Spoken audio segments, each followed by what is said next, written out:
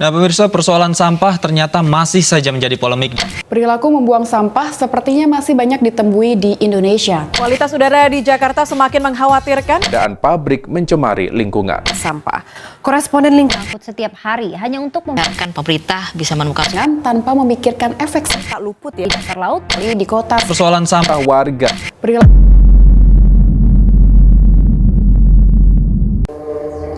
Benarkah manusia berdampingan dengan alam atau sampah yang berdampingan dengan alam?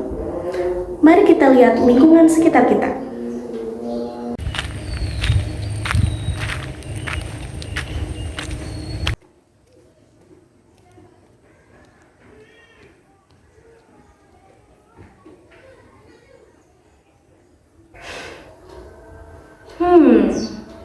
Jika kita berbicara tentang Indonesia, apa yang terdapat di benak kalian? Indah, alam, lestari, sejuk, tropis. Surga keindahan. Faktanya, Indonesia menempati urutan ketiga dunia sebagai negara penghasil sampah makanan terbesar setelah Amerika Serikat dan Arab Saudi pada tahun 2023. Hal ini menunjukkan bahwa ada permasalahan lingkungan yang ada di Indonesia dan belum teratasi dengan baik, yang bisa menjadi noda hitam di atas banyaknya keindahan alam Indonesia. Jika kita berbicara tentang pencemaran lingkungan berdasarkan laporan terbaru kualitas udara dunia IQ Air tahun 2021 yang dirilis pada Maret 2022, Indonesia menduduki peringkat ke-17 sebagai negara dengan tingkat polusi udara tertinggi di dunia dengan konsentrasi PM2,5 mencapai 34,3 mikrogram per meter kubiknya. Menurut Kementerian PUPR, Indonesia juga memiliki permasalahan pencemaran air, di mana sekitar 76% sungai-sungai utama yang ada di Indonesia sudah mengalami pencemaran dalam tingkat yang cukup mengkhawatirkan. Tingkat pencemaran yang diakibatkan dari limbah manusia seperti limbah rumah tangga dan juga sampah-sampah yang berserakan sudah mencapai angka 80%. Sedangkan menurut data Badan Pusat Statistik atau BPS, pada tahun 2021 terdapat 10.000 lebih desa atau kelurahan yang mengalami pencemaran air. Pencemaran air paling banyak ditemukan di Provinsi Jawa, Jawa Barat, Jawa Tengah, dan juga Jawa Timur. Selanjutnya adalah pencemaran tanah, di mana sampah-sampah anorganik atau sampah yang tidak dapat terurai dan sampah yang mengandung bahan kimia yang tidak bisa diurai oleh mikroorganisme tanah akan menyebabkan kesuburan tanah menjadi berkurang.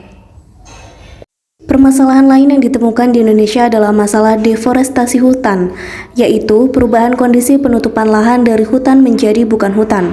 Pada tahun 2009 hingga 2011, hutan Indonesia mencapai 901.000 hektar, sedangkan pada tahun 2013 hingga 2014, hutan Indonesia menyusut menjadi 397.400 hektar saja. Hal itu membuktikan bahwasannya ada penyusutan atau penyempitan lahan hutan yang ada di Indonesia. Permasalahan lingkungan yang terakhir yang terjadi di Indonesia juga terkait pemanasan global atau global warming, di mana sejumlah emisi per tahun yang ada di Indonesia disumbangkan oleh pembakaran batu bara sebanyak 9 miliar ton karbon dioksida, konversi lahan dan perusakan hutan 2.563 miliar ton karbon dioksida, dan aktivitas serta pemakaian energi pertanian dan juga limbah sebanyak 451 juta ton karbon dioksida.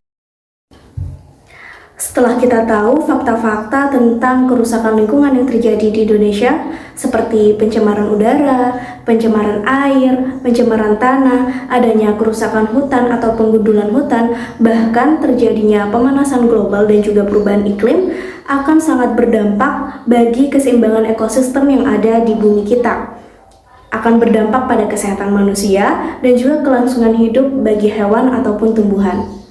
Oleh karena itu, salah satu upaya yang dapat kita lakukan untuk meminimalisir terjadinya peningkatan kerusakan lingkungan yang ada di Indonesia, salah satunya adalah dimulai dari diri kita sendiri, membuang sampah pada tempatnya, menanam pohon, mematikan listrik apabila tidak diperlukan, agar kita bisa menghemat energi dan tidak terjadi peningkatan bahan bakar minyak yang dibutuhkan.